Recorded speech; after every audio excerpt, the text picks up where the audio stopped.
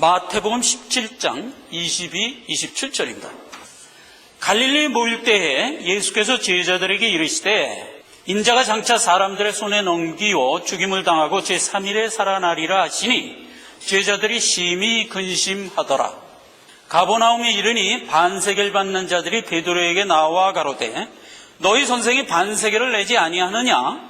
가로되 내신다 하고 집에 들어가니 예수께서 먼저 가라사대 시몬아 네 생각은 어떠하뇨?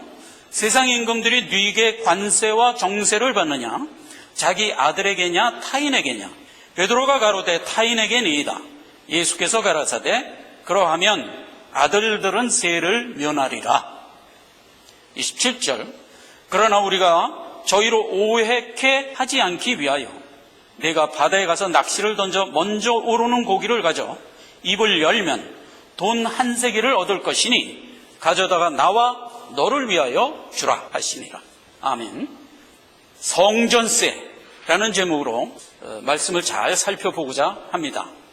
그동안 사역을 쭉 하시면서 1차로 총정리했던 사건이 있었죠. 그게 뭐였어요? 주는 그리스도시요 살아계신 하나님의 아들이다 라는 신앙의 결론을 도출해내시고 그리스도가 뭐냐? 십자가 대속으로 죽고 부활하셔서 우리를 구원하실 분, 그리스도라는 부분에 대한 교육을 하시면서 두 가지를 찝어주셨던 거죠. 구원의 결국은 빛나는 모습으로 완성될 것이다. 이게 하나고 그게 변화산에서 보여준 문제고요. 그 다음에 언약 가운데 성취시켜 주신 하나님의 권능으로 이루어지는 일이다 라는 얘기까지 정해 주신 겁니다. 갈릴리에 내려오셔서 2차로 다시 한번 선포합니다. 그게 이제 오늘 본문 말씀이에요. 갈릴리에 모일 때 예수께서 제자들에게 이르시되 인자가 장차 사람의 손에 넘겨 죽임을 당하고 제3일에 살아나리라. 1차는 언제 했다고요? 가이사랴 빌립보에서 한 번 했죠. 다시 2차로 한 번 더 합니다. 어디서? 갈릴리에서. 그렇게 된 얘기예요. 그리고 이어지는 게 뭐로 이어지냐? 성전세 문제로 이어지는 겁니다. 1차 때는 어디로 이어졌죠? 변화산으로 이어졌어요. 그래서 이제 그리스도라는 얼개에 대한 교육을 했던 건데 이번에는 성전세 문제로 이어가는 겁니다. 십자가 대속으로 우리를 구원한다 라는 명제에 대하여 어떤 목적을 가지고 설명코자 하는데 그것이 성전세라는 거예요. 그래서 이제 오늘 성전세에 대해서 살펴보자 하는 겁니다. 그 당시에 세금을 받는 세금 징수원에는 두 종류의 세금 징수원이 있었습니다. 하나는 세리, 마태가 세리였었죠. 로마 정부가 채용한 로마의 공무원이죠. 이제 세금을 걷어서 로마 정부에 내는 일을 했던 그 세금 징수원이 하나 있어요. 그걸 세리라고 그래요.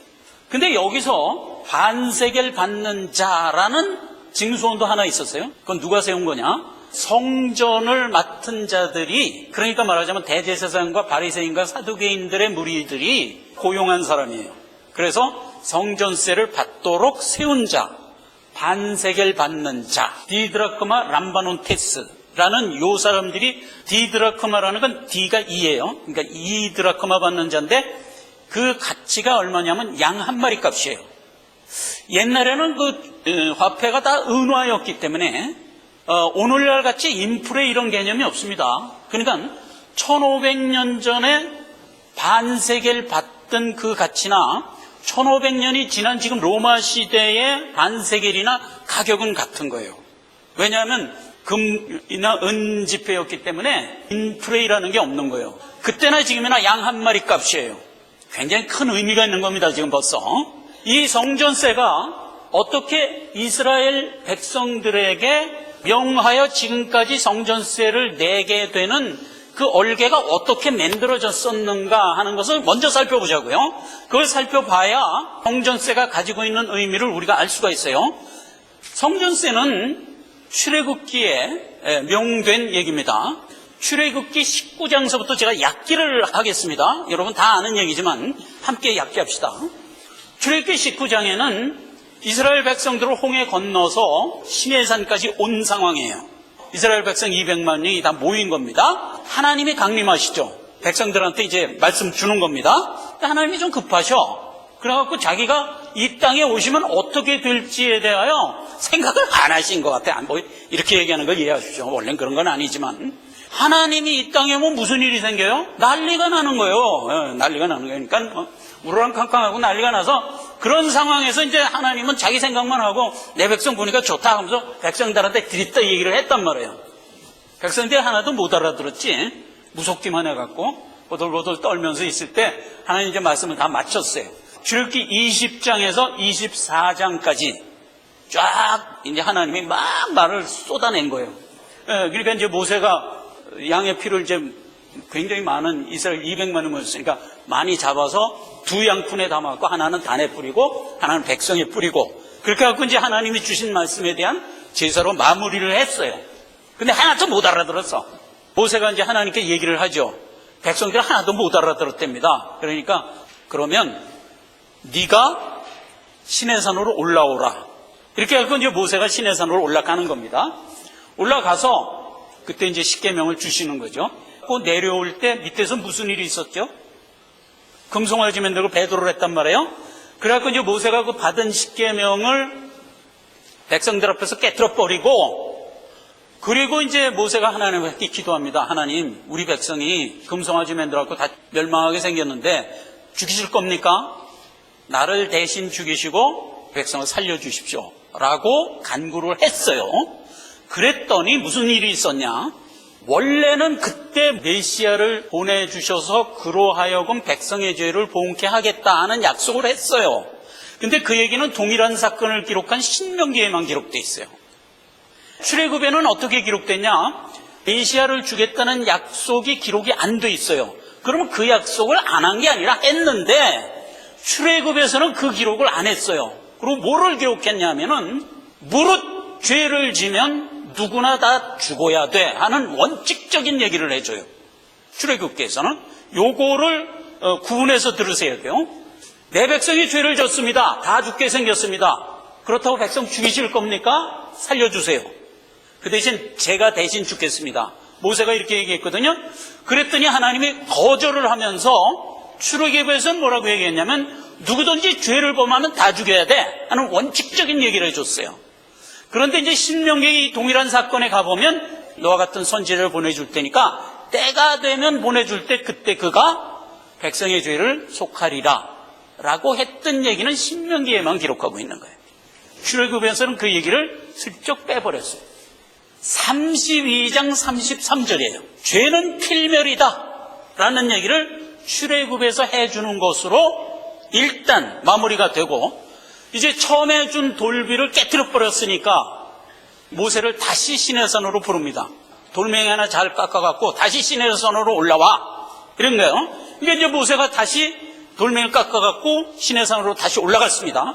올라갔더니 34장에서 39장까지 하나님이 성막 만드는 일을 지시합니다.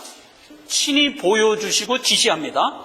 다시 모세가 이제 그 십계명을 들고 내려와서 40장 17절에 성막을 완성했는데 출애굽한 2년째 정월 초하룻날 완성하니라. 출애굽은 며칠 날 했죠? 1월 14일 날 했어요. 1년이 지난 상태에서 성막이 완성되는 것으로 하여 그렇게 출애굽기가 끝난 거예요. 자, 요 상황에서 아론을 제사장으로 세운 게 언제 있었죠? 30장 12절에 있었어요. 아론에게 백성들로 하여금 반세겔씩 내도록 지시를 합니다. 그때부터 모든 이스라엘 백성들은 1년에 1차 반세겔씩 제사장에게 납부를 했던 거예요. 그렇게 하고 1800년을 쭉 흘러서 오늘 예수님이 본문 말씀 주신 때까지 온 거예요. 자, 상황이 이렇게 된 겁니다. 본문 말씀 24절 가버나움에 이르니 반세를 받는 자들 베드로에게 나와 가로되 너희 선생님이 반세를 내야 되지 않냐? 이렇게 물어봤어요. 시몬에게 얘기합니다. 예를 하나 듭니다. 세상에 임금이 있다. 임금은 세금을 받잖아요. 세금을 받으면 그 세금을 임금은 누구에게 받냐? 백성들에게 받냐? 자기 아들들에게 받냐? 그건 너무나 상식적인 얘기인데 베드로가 이제 쉽게 대답을 했단 말이에요. 백성들에게 받습니다. 맞다. 지금 성전세는 너와 나는 낼 필요가 없는 것이다 하고 실상을 얘기해 주는 거예요. 그런데 우리가 안 내면 저들이 그 실상을 모르는 저들이 오해할까 봐 내라. 그러면서 내는 방법을 뭐로 해요? 초월적인 방법을 통해서 저기 물에 가서 낚시를 들이면 고기 한 마리가 탁 걸려 나올 거야. 그럼 입을 매면 거기서 한 세겔이 나올 거야. 그걸 갖다가 너와 나를 위하여 반세겔씩 해서 내라. 이렇게 해서 마무리를 해버린 얘기란 말이에요. 자, 그래서 이 사건에는 중요한 포인트가 두 개가 암시되어 있어요. 첫째, 성전세는 하나님의 자녀들은 낼 필요가 없는 것, 이게 하나예요. 두 번째, 이 성전세는 초월적인 방법으로 하나님이 걷어가신다. 이게 지금 이 비유에서 주신 사건에 슬쩍 묻어 있어요. 그렇죠? 성전세 내는 방법을 물고기 입을 열어서, 아니 물고기 입에서 한 세겔이 왜 나와? 그래갖고 이제 그걸 드리는 거예요. 속전, 성전세라는 건 초월적으로 하나님이 역사하는 거다 하는 걸 그냥 암시해 준 거예요. 우리는 지금 믿는 자고 생명을 가진 자예요. 그래서 하나님의 자녀가 됐어요. 세상에 대해서 아주 바른 인식을 해야 돼요. 세상은 지금 죽은 자예요. 이 인식을 우리가 못해요. 그 부분은 창세기부터 살펴봐야 돼요. 2장 17절에 가면 선악을 알게 하는 나무의 실과는 먹지 말라. 먹는 날엔 정령 죽으리라. 이런 명을 줬지요. 아담과 하와가 선악을 알게 하는 나무의 실과를 먹어버렸어요. 먹어버리는 바람에 어떻게 된 거예요? 하나님의 말씀대로 하면 정령 죽을 자가 된 거잖아요.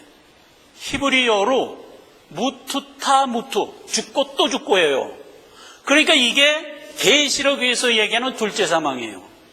그러니까 세상에 있는 모든 인류는 둘째 사망에 처해진 자들이라는 점을 우리 믿는 자들은 아니까 그걸 항상 인식하면서 살아야 돼요. 이 인식이 사실 우리에게 흐려져 있어요. 흐려져 있어요. 그래서 이걸 분명히 지금 이 시간서부터 좀 세우자 말이에요. 그게 원래 팩트지만 우리가 흐려져 있어. 그래서 세상이 늘 이렇게 살아가니까 그럼 뭐 세상은 그냥 사는가 보다. 너도 뭐 수한 동안 살다 죽고 나도 수한 동안 살다 죽고니까 다 그저 비슷한가 보다. 이렇게 생각하는데 아니요. 세상은 지금 둘째 사망에 처해진 거예요. 그래서 성경으로 정리를 하면 이렇게 돼 있어요. 출애굽기 아까 32장 33절에서 금송아지 만들어서 백성들이 다 죄를 범하자 모세에게 무슨 원칙을 세워줬죠? 여호와께서 모세에게 이르시되 누구든지 내게 범죄하면 그는 내 책에 기록되지 못하리라 해요. 멸하리라요. 선악을 알게 하는 나무의 실과를 먹어서 다 범죄를 했잖아요. 그럼 하나님 말씀대로 어떻게 돼야 돼요? 정령 죽을 자가 돼 써 있는 거예요. 그러니까 다 죽어 있는 거예요. 죽어 있는 거. 그래서 로마서 6장 23절은 죄 싹슨 사망이요. 그러니까 우리가 죄 안에 있었으니까 다 사망 안에 있는 거예요. 이 원칙을 알고 로마서 3장 19절에 그러한 인간을 왜 당장 안 죽이고 살렸냐면 하나님이 구속사의 역사를 지금 하고 있는 중이기 때문에 지금 이때를 말하자면 유예하고 끌고 간다는 이거를 기억하란 말이에요. 그 얘기예요. 우리가 알거니와 무릇 율법이 말하는 자는 율법 아래 있는 자들에게 말하는 것이니 이는 모든 입을 막고 온 세상으로 하나님의 심판 아래 있음을 알게 하려 함이라 이 말이에요. 하나님이 우리에게 말씀을 줬어요. 옛날서부터 언약의 말씀을 줬어요. 그게 율법이죠. 근데 율법의 내용은 뭐라고요? 생명의 법이라고 그랬어요. 그 생명의 법을 주신 이유가 뭐라고요? 우리는 생명 없는 자인데 생명의 법을 주고 생명 짓을 하라고 그러면 돼요? 안 되지. 안 되니까 무엇이 증명돼요? 나는 죽어 있구나가 증명되잖아요. 그래서 그 얘기예요. 하나님이 우리에게 율법을 주신 이유는 너희는 오갈 데 없이 하나님의 심판 아래 있는 자라는 사실을 확증하기 위해서 줬다고요. 그 얘기란 말이에요. 그러니까 모든 사람은 이걸 알아야 되는데 죄인들은 그걸 당연히 모르지. 그러면 누구는 알아야 돼요? 구원받은 우리는 알아야 될 거 아니에요. 우리 보고 알고 살아가라는 거예요. 우리가 이 세상을 살아가지만 세상은 지금 죽어 있는 거다. 그걸 알고 살아가란 말이에요. 그래서 저는 늘 안타까운 게 이거예요. 한 가정이 있어. 아내가 있고 남편이 있어. 아내는 믿는데 남편이 안 믿어. 남편은 믿는데 아내가 안 믿어. 이거 아무렇지도 않게 살아가지만 믿는 자는 피를 토할 일이라고요. 생각을 해보세요.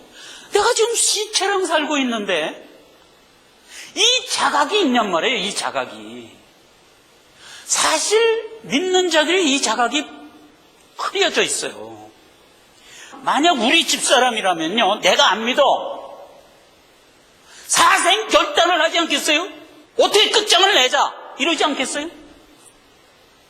안 그러고 산다고. 이게 과연 믿는 자가 이 진리를 알고 있다는 뜻이냐 모르고 있다는 뜻이냐 이 말이에요.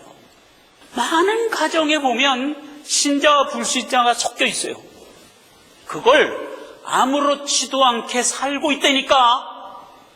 이걸 우리가 안다면, 아니 송장을 보고 어떻게 그냥 사냔 말이에요. 때 됐으니까 밥 먹어 어떻게 밥을 주냐 말이에요.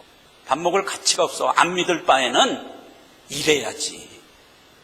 사생 결단을 내야지. 자, 그래서 계시록에 보면 결론이 어떻게 돼 있어요? 사망과 엄부도 불모서에 다운 죄니 이것이 무투타 무투니라 이 말이에요. 근데 그 무투타 무투가 계시록에서 될 때 일어나는 일이에요 지금? 아니라니까. 지금 이미 세상에 모든 불신자는 무투타 무투라고요. 그렇죠? 계시록 20장 5절에는 우리를 향하는 말을 이렇게 해주죠. 이 첫째 부활에 참여하는 자들은 복이 있고 거룩하다. 둘째 사망이 무투타 무투가 그들을 다스리는 권세가 없다. 이렇게 선언을 하잖아요. 우리는 둘째 사망에서 건진받은 자예요. 우리는. 근데 저들은 아직 건진받지 못했어요. 왜? 하나님이 나에게 속전으로 갚아주셨기 때문에 우리는 살아난 자예요. 여기서 이제 성전세가 나오는 거예요. 우리가 왜 둘째 사망과 상관이 없냐? 하나님이 나에게 속전이 돼 주심으로 내가 살아난 거예요. 그렇게 된 얘기를 기본적으로 베드로와 야고보와 요한이 알아야 되는 거예요. 그래서 지금 성전세 문제로 끌고 들어온 거예요. 그걸 알라고. 지금 이 시간 우리가 그걸 알아야 돼요. 그러니까 다시 한번 제가 분명한 팩트지만 다시 한번 정돈을 하는 거예요. 아담과 하와가 선악과를 먹어서 죄인이 된 이후에 무투가 됐다니까. 그걸 우리가 흐리게 알고 있어. 흐리게. 이건 너무나 분명한 팩트인데도 불구하고 인식을 못한 채 산자가 되어 있단 말이에요. 그러면 안 된단 말이에요. 자, 봐요. 성경에는 지금 안 믿고 있는 자들에 대해서 아주 단호하게 얘기합니다. 단호하게. 너희는 죽은 자다. 수에 칠 가치가 없는 자다. 이렇게 되어 있는 거예요. 잠언서 21장 18절입니다. 악인은 의인의 대속이 되고 괴세한 자는 정직한 자의 대신이 되느니라. 세상에 있는 모든 악인과 정직지 못한 자들은 다 죽는 거예요. 근데 그 대신에 누가 살아요? 우리가 산다. 이렇게 대비를 하고 있어요 지금. 그 다음에 이사야서 40장 3, 4절에도 동일한 얘기예요. 나는 내 구원자다. 내가 애국을 너의 속량물로 스바와 구스를 너희의 대신으로 주었노라 이 말이에요. 그러니까 애굽은 뭐예요? 안 믿는 자의 대표죠. 안 믿는 애굽을 죽이고 너를 대신 살렸다 이거예요. 이렇게 대비를 하고 있는 거예요 지금. 근데 이 얘기는 뭐예요? 6월절 사건이죠. 하나님이 애굽에 와서 장자, 첫 태생을 다 죽인다는 건 다 죽인다는 의미거든요. 그러니까 애굽 사람을 다 죽일 때 누가 살아요? 대신 우리가 살잖아요. 근데 우리가 왜 살아요? 속전을 하나님이 대신 줬기 때문에 사는 거잖아요. 피 안에 들어가 있기 때문에. 하나님이 우리에게 속전을 베풀어 줬기 때문에 우리가 살아나고, 그 속전 못 받은 자는 다 죽는 거잖아요. 너를 보배롭고 존귀하게 여기고 너를 사랑하였은즉 내가 일반 사람들을 주어 너를 바꾸며 일반 애굽 백성으로 하여금 내 생명을 대신하리라 해요. 하나님은 이 땅에 내려오시면 이미 무투타무투 죽어 있는 자들은 그냥 하나님을 보면 살 자가 없어요. 그냥 죽어야 마땅한 거예요. 그렇죠? 그러니까 하나님이 시내산에 강림했을 때 그 난리가 났던 거예요. 음성으로만 강림을 했는데도 그 난리가 났던 거예요. 왜? 세상은 죽어야 마땅하기 때문에 하나님이 오면 그냥 다 죽도록 돼 있는 거예요. 속전 주고 건질 자를, 그 말하자면 대속의 사역을 어떤 기간 동안에 하나님이 하는 동안 하나님이 일부러 세상에 안 오시는 거예요. 오면 다 죽으니까. 일부러 안 오고 하나님이 사람의 몸을 입고 와서 이 일을 지금 하고 있는 거란 말이에요. 그렇게 유예된 게 지금 세상이다 하는 거예요. 이거를 믿는 자가 아주 분명하고 확실하게 깨닫고 살아가야 돼요. 이걸 깨닫지 않는 게, 그게 구원의 도리를 아직 모르는 거예요. 그건 모르는 거예요. 안다면 우리는 죽을 수밖에 없는 자였는데 하나님의 은혜의 선물로 살아났다. 그리고 저들은, 하나님의 그와 같은 은혜를 받지 못한 저들은 죽어 마땅하다 이 말이에요. 죽어 마땅하다 이 말이에요. 그렇게 대비가 된, 말하자면 얼개를 우리 신앙 가운데 분명히 가지고 있어야 돼요. 자, 여기까지 우리가 정돈을 하고 그 다음에 대속, 속전이 도대체 뭐냐 하는 거로 들어가 보자 말이에요. 결론부터 얘기하면 속전은 예수 그리스도를 얘기하는 거예요. 출애굽기 30장 15절. 너희의 생명을 속하기 위하여 여호와께 드릴 때에 부자라고 반세겔에서 더 내지 말고 가난한 자라고 덜 내지 말라. 속전은 양 한 마리로 충분한 거예요. 만약 부자라고 양 2마리를 들으면 그는 죽일 자예요. 왜? 내가 구원받기 위해서 예수님이 2번 십자가에 못 박아야 된다는 주장이 돼서 그거야말로 가장 큰 참남죄예요. 그러니까 여기 그 얘기가 아무렇지도 않은 얘기 같아도 엄청난 뜻을 포함하고 있는 얘기예요. 부자라고 더 내지 말라니까. 양 한 마리면 족한 거예요. 가난하다고 들려면 안 돼. 양 한 마리가 아닌 걸 들여서도 안 돼. 반드시 양 한 마리여야 돼요. 이 얘기는 예수님이 다른 교훈에서도 한 번 우리에게 했어요. 뭐냐면 품삯 비유에서도 한 번 했어요. 그 품삯 비유가 마태복음 20장에 있는 얘기죠. 포도원에 일을 해. 그래서 이제 사람들을 불렀어. 아침부터 부르고 9시에서 또 부르고 10시에 부르고 11시에 부르고, 어떤 사람은 11시간을 일한 거야. 어떤 사람은 1시간밖에 일을 안 하는 거야. 뭐 5시간 일한 사람도 있고 3시간 일한 사람도 있고. 그런데 품삯은 어떻게 해요? 한 달란트 다 줬잖아요. 11시간 일한 사람이 이제 항의를 했지. 난 많이 일했는데 이렇게 난 좀 더 받을 줄 알았더니 나나 뭐 1시간 일한 사람이랑 똑같이 주십니까? 그렇게 이제 항의를 하자, 세상적인 원리로 항의를 하자, 하나님이 내가 주고자 하는 품삯을 나는 준 거고, 내가 저들에게 더 주는 것은 내가 선함으로 그러는 거야. 이렇게 대답을 하잖아요. 내가 선함으로 네가 악하게 되느냐? 이 구원의 원리를 안다면 그냥 이해가 되죠. 그렇죠. 보세요. 우리는 아까 얘기한 대로 무투타무투 죽을 수밖에 없는 자들인데 하나님이 멍하니 있는 우리에게 와서 무슨 역사를 하고 살려놓은 거야. 지금 그 무슨 역사를 살펴보는 중인데, 그래서 우리를 뜩 살려놓은 거야. 그러면 우리가 무슨 생각을 해야 돼요? 어메이징이잖아요. 왜 내가 산 거냐? 말이 안 된다. 너무 감사한 거예요. 감사 이외에 다른 감정을 가질 수가 없는 거예요. 나 같은 거를 하나님이 살렸다면 저들에게도 소망이 있는 거 아니냐?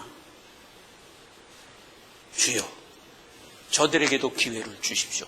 이게 마땅한 우리의 생각이어야지.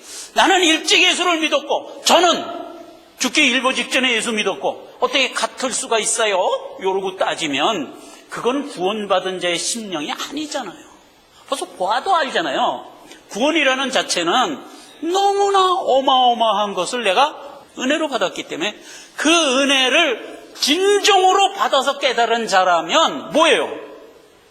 이거는 말도 안 되는 복을 받은 것이다. 어떻게 내가 말을 할 수가 없다. 나만 받아서 누릴 게 아니라 어찌하든 나와 동일하게 지금 널브러져 있는 저들에게도 기회가 왔으면 좋겠다 라고 생각을 하는 게 너무나 당연한 거예요. 시편 49편 7편에는 부자가 재물로는 이 속전을 대신할 수 없대. 오직 하나님만 하실 수 있는 일이라는 얘기예요. 왜냐하면 생명은 너무나 귀한 것이고, 이게 이사야서 49장 7, 8, 9절이에요. 그리고 너희가 받은 생명은 영원한 것이기 때문이다 이 말이에요. 그렇기 때문에 하나님이 친히 와서 주는 것이 아니면 안 돼요. 그래서 부자가 재물로 속전을 대신하고자 하는 생각은 잘못된 생각이라는 거예요. 자, 그러면 여기서 속전도 뭔지를 이제 우리가 분명히 알자. 하나님이 주시는 것이라는 것이 딱 픽스가 돼야 돼요. 근데 세상에 많은 사람들이, 주를 알지 못하는 사람들이 인간의 노력과 열심과 계몽과 그리고 연구하는 것으로 우리를 구원할 수 있다고 주장하는 것이 일반적인 불신자들이 가지고 있는 생각이라고요. 내가 나를 완성하겠다. 그게 안 된다는 얘기예요. 죄인이 생명을 만들어내지 못한다. 이것은 오직 생명 가진 자가 주는 길 이외에 다른 길이 없다 이 말이에요. 민수기 35장 31절에는 그런데 생명의 은혜를 받을 자 중에 살인자는 안 된다. 우리에게 생명의 속전을 주는데 살인자는 안 주신대. 살인자는 불신자를 대표하는 말이에요. 계시록에 가면 불신자들을 일컬어 처음부터 거짓말한 자요, 처음부터 살인한 자요 이렇게 돼 있잖아요. 그러니까 이제 불신자의 대명사가 살인자예요. 근데 불신자들은 속전을 하나님이 주시지 않는데요. 하나님이 우리에게 생명값을 주어 대속의 은혜를 베푸는 것은 택한 자에게 해요. 그런데 누구에겐 안 된다? 택함 받지 못한 자에겐 절대로 주시지 않아요. 만인 구원설이 이단이에요. 그래서 자기 백성을 저희 죄에서 구원해요. 그러니까 제한 속죄라고요. 구원의 5대 교리 중에서 세 번째, Limited Atonement라고요. 그런데 하나님이 우리에게 베풀어 주시는 은혜의 구원을 설명하는데 누구는 구원받고 누구는 구원받지 못한다라는 이론이 옳아 보여요? 틀려 보여요? 당연히 틀려 보여요. 그래서 수많은 만인 구원론자들이 그 주장에 가서 들러붙었어요. 그러면 안 돼요. 안 되는 이유는 여기서 길게 얘기하면 너무나 시간이 있으니까 제가 짤막하게 하나라만 얘기하겠어요. 만약 만인 구원설이라 그러면 예수 그리스도의 대속의 은혜 전체가 부인되는 꼴이 돼요. 왜냐하면 현실적으로 이 땅의 수완을 다하여 죽는 자들 중에는 95%가 안 믿고 죽어요. 그럼 하나님이 만약 만인 구원설로 원칙을 세웠다면 하나님은 실패자가 되는 거예요. 그렇기 때문에 성경 전체가 부인당해요. 이게 굉장히 좋아 보이지만 사실은 이단이에요. 그래서 내가 택한 자는 하나도 잃지 않고 다 구원하였나이다. 이게 예수님이 가시기 전에 한 기도잖아요. 하나님은 전능자예요. 내가 하고자 하는 일을 해요. 내 마음의 원대로 역사해요. 그렇죠? 그래서 하나님은 내 백성을 다 구원하는 거예요. 그래서 하나님은 전능한 거예요. 그런데 만약 만인 구원설을 세우면 포문나, 야, 하나님이 누구에게나 기회 주는 게 그게 옳지. 누구는 구원하고 누구는 구원하지 않는다는 게 옳으냐? 또 옳아 보여. 그래서 난 이 교리가 있는 교회로 갈 거야. 그리고 간 데가 어디예요? 감리교로 가는 거야. 감리교로. 성서 침례교로 가는 거예요. 하나님은 전부 다 구원하기를 하나님의 구속 원칙으로 세웠다는 거예요. 그 만인 구원설은 참 듣기 좋아요. 아주 그 코믹하고 설교 말씀 재밌게 하시는 목사님이 있어요. 그분이 자기 간증을 하는데 이렇게 하더라고. 고등학교 때 은혜를 받고 신학을 하기로 마음을 먹었대. 어느 신학교를 갈까? 이건 누구나 다 생각할 수 있는 문제잖아요. 어느 신학교를 갈까? 제일 먼저 떠오르는 게 이제 한국에는 장로교가 있으니까 장로교를 갈까? 침례교를 갈까? 뭐 감리교를 갈까? 셋을 놓고 이제 딱 생각을 해보니까 들리는 풍문에 의하면 장로교는 택한 자만 택하고 아무리 노력해도 택하지 못한 자는 구원 못 받는다. 이게 교리래더라. 이거 아닌 것 같은데 일단 배제. 그 다음에 이제 다른 교단을 보니까 많이 무거운 소리인 거야. 여기 가야 되겠네. 성령이 인도하여 우리를 구원하는 거예요. 그렇죠? 그건 뭐 우리가 인정하잖아요. 성령이 인도하여 우리를 구원해요. 근데 항상 하나님은 다르게 인도함을 베푸세요. 그래서 언제든지 내가 비록 잘못된 데 발을 들였더라도 하나님이 역사하여 견인해요. 이게 하나님의 손길인데 넘어질 돌불에 걸려 넘어지게 해서 끌리가게 했다면 안타깝게 생각할 뿐이다 이 말이에요. 하나님이 대속물로 친히 자기 몸을 우리에게 주셨어요. 지금 모든 세상은 하나님 앞에 다 죽어야 돼. 마땅히 다 죽어야 돼. 그런데 거기서 나를 안 죽였어. 근데 왜 안 죽였나 보니까 나한테 피가 발린 거야. 그게 하나님이 나에게 준 속전이에요. 그러면 누가 죽었어요? 우선 정령 죽을 자들이 다 죽고, 그 다음에 또 하나 누가 죽었어요? 양이 죽었지. 양이 죽었잖아요. 그게 누구예요? 예수님. 그게 예수님이 대속물이라고요. 잠언서 21장과 이사야서 43장의 얘기대로 모든 죄인들을 다 죽이고 대신에 우리를 살리고 하나 더 죽은 게 누구야? 우리한테 피 발라준 자가 죽었다고요. 즉 양이 죽었어요. 그게 뭐다? 성전세, 속전이다 말이에요. 디드라크마, 양 한 마리다 말이에요. 예수 그리스도가 양인데 그 양이 우리를 구원하고 뭘 얻었을까? 우리를 얻었다고요. 우리를. 거기까지 살펴보고 이 시간을 끝내야 돼요. 자, 출애굽기 30장 16절. 너는 이스라엘 자손에게 속전을 취하여 회막봉사에 쓰라. 속전을 어디다 쓰라고? 회막봉사하는 데 쓰라. 속전은 돈이잖아요. 그러니까 돈이니까 그 돈을 받아서 회막봉사, 회막도 짓고 뭐 어디가 고장나면 고치기도 하고 이러는 데 쓰라 하는 일반적인 거로 특 받아들이게 돼요. 그건 맞는 얘기예요. 그렇지만 이건 모형이잖아요. 그러니까 우리가 원칙으로 들어가 봐야지. 회막봉사라는 그 일 자체가 뭐예요? 대속사역이잖아요. 그렇죠? 그러니까 대속사역에 쓰라. 뭐를? 예수 그리스도의 피를, 속전을. 그렇죠? 그래서 얻는 게 뭐예요? 그래서 얻는 게 생명 갖고 태어난 자란 말이에요. 민수기 18장 21, 23절입니다. 내가 이스라엘의 11조를 레위 자손에게 기업으로 주어서 그들의 하는 일, 곧 회막에서 하는 일을 감나니. 그래서 아론과 아론의 아들 대제사장들이 회막 일을 하고 받는 게 뭐라? 11조를 받아요. 아론과 아론의 아들들, 즉 대제사장은 무엇에 대한 모형이죠? 예수님에 대한 모형. 우리의 대제사장 예수님이 대속사역의 분깃으로 그 대속사역 때문에 깨끗하게 되어서 살아난 내 백성을 분깃으로 받는 거예요. 그렇게 된 게 속전이 가지고 있는 전체적인 내용이에요. 자, 그림을 한번 다시 봅시다. 세리에는 두 가지가 있다고 그랬어요. 로마의 공무원, 그 다음에 성전 고용원, 그 다음에 반세기란 디드라크마로 해서 양 한 마리값. 속전 그러면 이게 원어의 코페르인데 이 코페르라는 말이 쓰인 용례를 보면 세 가지로 쓰였어요. 덮어버리다, 속하다는 건 대신한다는 뜻이죠. 깨끗게 하다. 창세기 16장 14절에 역청, 노예 방주를 만들어서 그 틈바구니를 뭐로 채우라? 코페르로 채우라. 그래서 물이 새지 않게 하라. 덮어버리는 거예요. 구원의 방주가 구원의 배가 됐던 거잖아요. 그때 코페르. 욥기 33장 24절 대속물. 내가 대속물을 얻었다 하리라. 저를 살려라. 저를 구덩이에 내리지 않게 하라. 저가 칼에 죽지 않게 하라. 원래는 다 죽어야 되는데 죽지 않게 하라. 왜? 저에게서 내가 대속물을 발견했다. 그럼 우리가 가지고 있는 게 뭐예요? 하나님이 나에게 발라준 피가 우리에게 있죠. 구원에 대한 믿음을 가지고 있는 것을 하나님이 볼 때는 대속물을 보는 거예요.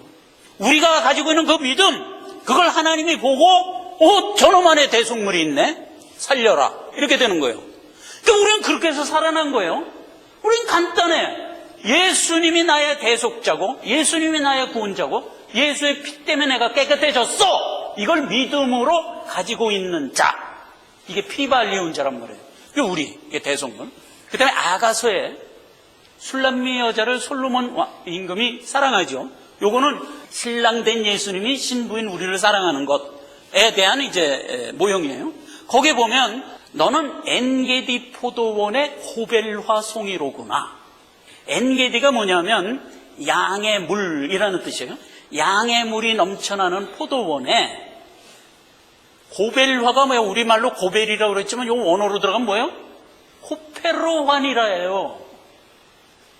역청환이라, 대속환이라. 근데 요 고벨화가 저는 보지 못했지만 굉장히 깨끗한 꽃이래요. 우리예요. 우리가 주님의 피 발리는 바람에 깨끗함으로 거듭난 자들이라고. 그렇죠? 이게 하나님이 우리에게 베풀어 주신 대속에 대한 말하자면 내용이고 이걸 받은 자들이란 말이에요, 우리가. 자, 결론입니다. 하나님은 십자가 부활을 모든 사역의 총정리로 세워주셨어요. 지난 시간에는 그 십자가 부활이 갖는 의미를 너희는 마침내 해와 같이 빛나리라. 그리고 하나님이 미리미리 예언해줬던 모든 예언의 성취물이니라 하는 것으로 교육을 했어요. 이번에는 한 번 더 예수 그리스도의 십자가와 부활을 얘기하면서 속전으로 교육을 다시 한 번 합니다. 한 번 더 할 거예요. 하나님이 3번 했어. 지금 1차, 2차를 우리가 보고 있어요. 한 번 더 할 거예요. 한 몇 주 후에 그건 살펴볼 건데. 자, 그래서 이제 하나님이 우리를 십자가 부활로 구원한 이유는 내가 너희의 속전이 됨으로 너희가 구원을 받은 것이니라 라고 우리에게 교훈을 한 거예요. 원래 우리는 죄인이었고 죽을 수밖에 없는 무투타 무투에 있었어요. 그런 우리를 하나님이 대신 죽고 우리를 살렸다를 여기서 구구절절히 얘기해 준 거예요. 그렇게 얘기하고 계시록 5장 9절에 이런 결론을 내리는 겁니다. 자, 보십시다. 책을 가지고 인봉떼시기에 합당하시도다. 일찍 죽임을 당하사 각 족속과 방언과 백성을 나라 가운데서 사람들을 피로 사서 하나님께 드렸다. 이렇게 됐어요. 하나님께 드렸다. 그 다음 구절이 중요합니다. 왜 피로 사서 우리를 하나님께 드렸다? 그 다음에 이렇게 이어집니다. 왜냐하면 그렇게 깨끗게 된 자들을 하나님이 자기 나라와 자기 제사장 삼으려 하려고예요. 우리는 왕 같은 제사장이요, 그의 소유된 백성이요, 그의 나라가 되기 위하여 구원받은 거예요. 그러므로 우리는 지금 예수 그리스도가 나의 대제사장이 되어 나를 구원하신 것과 같은 심정으로 우리도 하나님 앞에 왕 같은 제사장이 되어 내가 이렇게 거저받은 이 은혜를 저들도 가졌으면 좋겠다라고 애쓰고 통회하면서 한 세상을 살아가는 자로 부르기 위함이다, 이 말이에요. 기도하겠습니다. 아버지 하나님 은혜를 감사드립니다. 하나님, 나의 피가 되시고 나의 속전이 되심으로 우리가 구원을 받았습니다. 이 무한 은혜와 사랑을 감격으로 간직하고 우리도 주의 마음을 가지고 허락한 수완을 살기를 원합니다. 이 긍휼한 마음을 한량없이 주시사 우리로 하여금 복음의 은혜를 언행의 삶 가운데 드러내며 살아가는 자 되게 하옵소서. 예수님의 이름으로 기도했습니다. 아멘.